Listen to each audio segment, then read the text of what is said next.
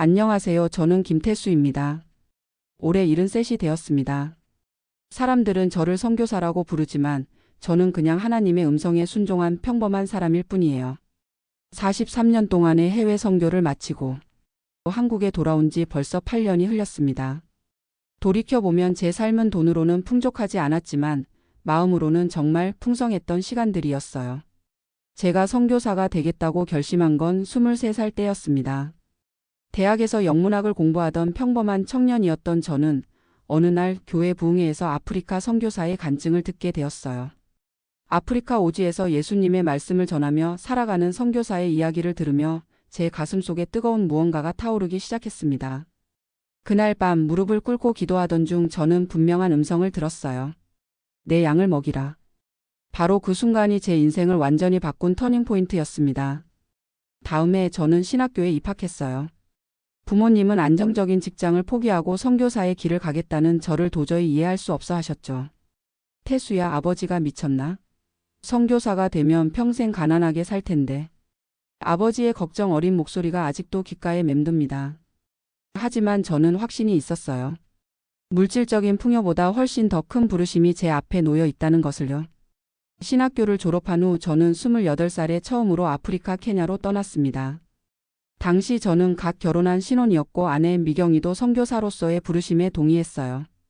우리는 작은 여행 가방 2개와 성경책만 들고 낯선 땅으로 향했습니다. 케냐 나이로비에서 300km 떨어진 작은 마을이 우리의 첫 번째 선교지였어요. 아프리카에서의 일상은 상상했던 것보다 훨씬 더 힘들었습니다. 깨끗한 물을 구하기 어려웠고 전기도 제대로 들어오지 않았어요. 우리가 살던 집은 흙벽돌로 지어진 작은 오두막이었습니다. 비가 오면 지붕에서 물이 새곤 했죠. 하지만 그곳에서 보낸 10년은 제 생애에서 가장 행복한 시간 중 하나였어요. 그곳에서 우리의 첫째 아들 민호가 태어났습니다. 지금은 45살이 된 아들은 아버지의 길을 따라 목회자가 되었어요. 당시 병원 시설이 제대로 갖춰지지 않아 아내는 출산하면서 큰 어려움을 겪었지만 하나님의 은혜로 무사히 아이를 낳을 수 있었습니다. 민호가 3살이 되었을 때 우리는 잠시 한국으로 돌아와 둘째 딸 소영이를 낳았어요. 소영이는 현재 42살이 되어 의사로 일하고 있습니다. 한국에서의 짧은 휴식 후 우리 가족은 다시 선교지로 향했어요. 이번에는 중앙아시아의 우즈베키스탄이었습니다. 그곳에서 우리의 막내 준석이가 태어났어요. 지금은 40살이 된 준석이는 교사로 일하며 학생들을 가르치고 있습니다. 우즈베키스탄에서의 선교는 새로운 도전이었어요. 이슬람이 주를 이루는 나라에서 기독교 선교는 때로는 위험을 동반했습니다. 우리는 공개적으로 복음을 전하기보다는 현지인들과 관계를 맺고 그들의 필요를 채워주는 방식으로 하나님의 사랑을 전했어요. 저는 영어 교사로 아내는 간호사로 일하며 지역 사회에 봉사했습니다. 생활비는 한국에서 후원해 주시는 교회와 개인 후원자들의 헌금으로 충당했어요. 때로는 후원금이 끊겨 어려움을 겪기도 했지만 그럴 때마다 하나님께서는 놀라운 방법으로 우리의 필요를 채워주셨습니다. 한 번은 식비가 떨어져 마지막 남은 쌀로 밥을 해먹던 날 갑자기 찾아온 현지인 친구가 큰 바구니 가득 과일과 채소, 고기를 담아 선물로 가져온 적이 있어요. 그 친구는 우리가 어려운 상황인지 전혀 모르고 그저 감사의 마음으로 가져온 것이었습니다. 그날 저는 하나님의 세심한 돌보심에 눈물을 흘렸어요.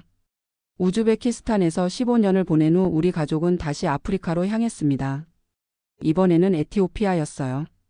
그곳에서 우리는 고아원을 세우고 가난한 아이들을 돌보는 사역을 시작했습니다. 에티오피아에서의 18년은 선교 생활의 황금기였다고 할 수 있어요. 수백 명의 아이들이 우리 고아원을 거쳐갔고 그중 많은 아이들이 교육을 받고 자립하여 지역 사회에 기여하는 인재로 성장했습니다. 하지만 선교 생활이 늘 영적 기쁨만 있었던 것은 아니에요. 물리적인 어려움과 함께 때로는 영적 침체기를 겪기도 했습니다. 특히 아내가 말라리아에 걸려 생사의 갈림길에 섰던 때는 정말 힘들었어요. 하나님, 왜 우리를 이렇게 시험하십니까? 하며 밤새 울며 기도했던 기억이 납니다. 다행히 아내는 회복되었고 그 경험을 통해 우리 부부의 신앙은 더욱 깊어졌어요. 아이들이 자라면서 교육 문제로 고민하기도 했습니다. 현지 학교의 교육 환경이 좋지 않았기 때문에 아내는 집에서 아이들을 직접 가르쳤어요. 중학교 과정까지는 홈스쿨링으로 진행했고 고등학교부터는 한국으로 보내 기숙사 생활을 하며 공부하게 했습니다. 자녀들과 떨어져 지내는 것은 정말 큰 아픔이었지만 그건 역시 선교사 가정으로서 감내해야 할 희생이었어요. 물질적으로 풍요롭지 않은 환경에서 자랐지만 우리 아이들은 불평 없이 자랐습니다. 오히려 다른 사람을 돕고 나누는 삶의 가치를 배웠어요. 지금도 자녀들은 자신들의 어린 시절을 감사히 생각하며 그 경험이 자신들의 인생관을 형성하는 데 큰 영향을 미쳤다고 말합니다. 저희 부부는 선교사는 은퇴가 없다는 믿음으로 살았어요. 하나님의 부르심은 평생의 것이라 생각했기 때문에 은퇴 후의 삶에 대한 준비를 거의 하지 않았습니다. 국민연금에 가입하지 않았고 퇴직금도 없었어요. 비영리 선교 단체에서 활동했기 때문에 정규적인 급여나 퇴직 제도의 혜택을 받지 못했습니다. 그러다 65살이 되던 해 제 건강에 적신호가 켜졌어요. 심장에 문제가 생겨 수술이 필요하다는 진단을 받았습니다. 더 이상 해외에서의 선교 활동을 이어가기 어렵다는 의사의 권고에 따라 우리 부부는 43년 만에 한국으로 돌아오게 되었습니다. 한국으로 돌아온 후 맞닥뜨린 현실은 냉혹했어요. 저축은 거의 없었고 소득은 기초연금 월 30만 원이 전부였습니다. 자녀들에게 경제적 부담을 주기 싫어 우리의 어려운 상황을 숨겼어요. 괜찮다, 하나님이 돌보신다. 라며 웃었지만 사실 속으로는 깊은 불안감에 시달렸습니다. 특히 심장 수술 비용이 큰 부담이었어요. 건강보험이 적용되더라도 본인 부담금이 1천만 원 이상 나올 것으로 예상되었습니다. 그 돈을 어디서 마련해야 할지 막막했어요. 밤마다 아내와 손잡고 기도했습니다. 주님, 평생 주님만 의지하며 살았습니다. 이제 노년에 저희를 버리지 마시고 도와주옵소서. 그러던 어느 날 제가 오랫동안 연락을 끊고 지냈던 신학교 동기 박성진 목사가 갑자기 전화를 해왔어요. 그는 현재 서울의 한 대형교회 담임 목사로 섬기고 있었는데 우연히 제가 한국에 돌아왔다는 소식을 듣고 연락한 것이었습니다. 그는 저에게 교회에서 운영하는 은퇴 선교사 지원 프로그램을 소개해 주었고 덕분에 저희 부부는 교회에서 제공하는 사택에서 무상으로 거주할 수 있게 되었어요.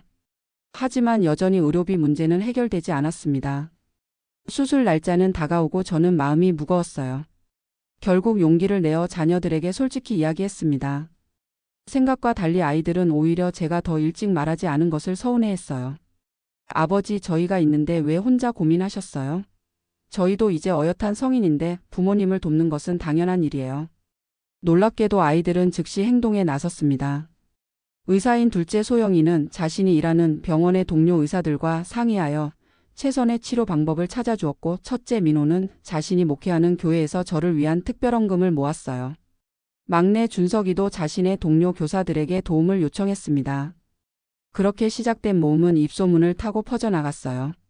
제가 선교사로 섬겼던 지역의 현지인들까지 소식을 듣고 작은 금액이지만 정성을 모아 보내왔습니다. 케냐, 우즈베키스탄, 에티오피아 등 제가 복음을 전했던 곳의 형제자매들이 저를 위해 기도하고 후원해 준다는 소식을 들었을 때 저는 그저 감사의 눈물만 흘릴 수 있었어요. 결국 수술비는 예상보다 훨씬 많은 3천만 원이 모였고 남은 금액은 저희 부부의 생활비와 의료비 적립금으로 사용할 수 있게 되었습니다. 수술은 성공적으로 끝났고 저는 건강을 회복했어요. 이 경험을 통해 저는 깊은 깨달음을 얻었습니다. 평생 하나님의 일을 하며 물질적인 것에는 소홀했지만 하나님은 결코 저를 버리지 않으셨어요. 오히려 제가 섬겼던 사람들을 통해 더 큰 은혜를 베풀어 주셨습니다. 노후 준비를 제대로 하지 못한 것에 대한 후회도 있지만 그것보다 더 큰 감사함이 제 마음을 채웠어요. 건강을 회복한 후 저는 새로운 사명을 발견했습니다. 바로 국내에서의 선교예요. 현재 저는 은퇴 선교사 모임의 리더로 활동하며 젊은 선교사들을 위한 멘토링과 기도 모임을 인도하고 있습니다. 매주 수요일마다 10명 정도의 예비 선교사들이 저희 집에 모여 선교 현장의 이야기를 듣고 기도해요. 그들의 눈빛에서 제가 젊었을 때 가졌던 것과 같은 열정을 볼 수 있어 가슴이 뜨거워집니다. 또한 제 선교 경험을 담은 자서전을 집필하고 있어요. 처음에는 그저 자녀들과 후손들에게 남기는 기록으로 시작했지만 출판사에서 관심을 보여 곧 책으로 출간될 예정입니다. 이 책을 통해 선교의 중요성과 하나님의 신실하심을 많은 사람들에게 전하고 싶어요. 한편으로는 동료 은퇴 선교사들의 노후 문제에 대해서도 목소리를 높이고 있습니다. 많은 선교사들이 저와 같이 노후 준비 없이 은퇴를 맞이하고 있어요. 교회와 선교 단체들이 이러한 문제에 관심을 갖고 은퇴 선교사 지원 시스템을 구축할 필요가 있다고 생각합니다. 지난 2년간 저는 전국의 교회와 신학교를 다니며 제 경험과 은혜에 대해 강연하고 있어요. 처음에는 작은 교회에서 시작했지만 이제는 대형 교회와 주요 신학교에서도 초청을 받고 있습니다. 강연료로 받는 사례비는 비록 적지만 생활에 큰 도움이 되고 있어요. 아내와 저는 지금 기초연금 월 30만 원과 교회의 지원, 그리고 강연 사례비로 생활하고 있습니다. 물질적으로 풍요롭지는 않지만 우리에게 필요한 것은 모두 채워지고 있어요. 사택에서 살고 있어 주거 비용이 들지 않는 것이 큰 축복입니다. 아이들도 정기적으로 찾아와 함께 시간을 보내고 필요한 것들을 살펴줘요. 특히 의사인 둘째 소영이가 매주 한 번씩 와서 건강 상태를 체크해 주는 것이 큰 도움이 됩니다. 아이들과의 관계가 더욱 깊어진 것도 노년의 큰 축복 중 하나예요. 가끔 제 또래의 다른 은퇴자들이 해외여행을 다니고 골프를 치며 여유로운 노후를 보내는 모습을 볼 때면 잠시 부러운 마음이 들기도 해요. 하지만 곧 제가 걸어온 길을 생각하면 후회가 없습니다. 물질적인 풍요보다 더 값진 것을 얻었다고 확신해요. 작년에는 특별한 기회로 에티오피아를 다시 방문할 수 있었어요. 제가 세웠던 고아원은 현지인 목사가 이어받아 잘 운영되고 있었고 예전에 돌보았던 아이들 중 일부는 어엿한 성인이 되어 저를 반갑게 맞아주었습니다. 그중 한 청년은 이렇게 말했어요. 목사님 덕분에 제 삶이 바뀌었어요. 저도 이제 다른 아이들을 돕는 일을 하고 있습니다. 그 말을 들었을 때 느낀 기쁨은 이루 말할 수 없었어요. 노년의 삶을 돌아보며 때로는 좀 더 현실적으로 살았다면 어땠을까 하는 생각이 들기도 해요. 보험에 가입하고 부동산에 투자하고 연금을 준비했다면 지금 더 편안한 노후를 보낼 수 있었을지도 모릅니다. 하지만 그렇게 했다면 제가 경험한 하나님의 신실하심과 공동체의 사랑을 알지 못했을 거예요. 이제 73살의 나이에 저는 새로운 깨달음을 얻었습니다. 참된 부는 은행 계좌나 부동산에 있는 것이 아니라 관계와 믿음의 유산에 있다는 것이에요. 제 자녀들이 각자의 방식으로 하나님을 섬기는 모습, 제가 복음을 전했던 곳에서 자라난 믿음의 열매들, 그리고 지금도 저를 통해 영감을 얻는 젊은 선교사들의 모습이 제 진정한 재산입니다. 저는 은퇴 선교사들을 위한 모임에서 종종 이런 말을 해요. 우리는 물질적으로는 가난할지 모르지만 영적으로는 부자입니다. 하나님은 우리의 필요를 아시고 언제나 채워주십니다. 그리고 젊은 선교사들에게는 이렇게 조언합니다. 하나님의 부르심에 순종하되 지혜롭게 미래를 준비하세요. 영적인 열정과 현실적인 준비는 충돌하지 않습니다. 얼마 전 젊은 선교사 부부가 저희 집을 찾아왔어요. 그들은 아프리카로 떠나기 전 조언을 구하러 온 것이었습니다. 저는 제 경험을 나누며 이렇게 말했어요. 선교지에서는 어려움이 많을 것입니다. 하지만 그 어려움 속에서 경험하는 하나님의 은혜는 그 무엇과도 바꿀 수 없을 거예요. 다만 노후를 위한 작은 준비도 함께 하세요. 그건 역시 하나님이 기뻐하시는 지혜로운 청지기의 모습입니다. 제 삶을 돌아보면 물질적인 풍요는 없었지만 영적인 풍요로움으로 가득 찬 삶이었어요. 앞으로 남은 시간도 하나님께 온전히 드리고 싶습니다. 건강이 허락하는 한 계속해서 젊은 선교사들을 멘토링하고 제 경험과 지혜를 나누며 살고 싶어요. 마지막으로 제 삶의 모토가 된 성경 구절을 나누고 싶습니다. 내가 진실로 너희에게 이르노니 나와 복음을 위하여 집이나 형제나 자매나 어머니나 아버지나 자식이나 전토를 벌인 자는 현세에 있어 집과 형제와 자매와 어머니와 자식과 전토를 100배나 받되 박해를 함께 받고 내세에 영생을 받지 못할 자가 없느니라. 마가복음 10장 29절에서 30절의 말씀입니다. 이 말씀대로 저는 100배의 축복을 받았어요. 비록 물질적인 풍요는 아니지만 전 세계에 퍼져 있는 영적 가족들, 제 삶을 통해 변화된 수많은 영혼들, 그리고 무엇보다 하나님의 신실하신 인도하심이 제 삶의 가장 큰 축복이었습니다. 연금 없이 시작한 노후 생활이 처음에는 두렵고 불안했지만 지금은 그것조차 감사의 제목이 되었어요. 하나님은 다양한 방법으로 저희 부부의 필요를 채워주셨고 그 과정에서 더 깊은 신앙의 성숙을 경험하게 하셨습니다. 염려하지 말라는 주님의 말씀이 제 삶 속에서 실제가 되었어요. 오늘도 저는 감사함으로 하루를 시작합니다. 비록 넉넉하지 않은 삶이지만 하나님의 은혜 안에서 풍요로운 마음으로 살아가고 있어요. 43년의 선교 여정과 지금의 노후 모든 것이 하나님의 인도하심 안에 있었음을 고백합니다. 김태수 선교사의 이야기가 누군가에게 작은 위로와 용기가 되기를 소망합니다.